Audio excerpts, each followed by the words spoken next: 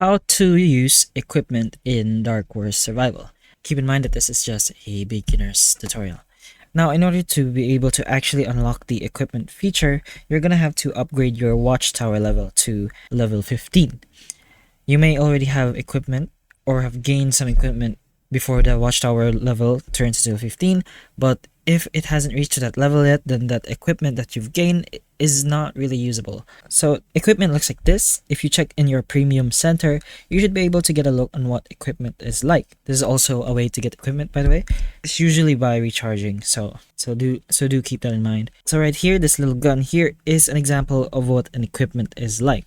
Over here we have armor. So this equipment right here is for a fighter faction. You can see the factions of the equipment by looking at the top left of that specific equipment.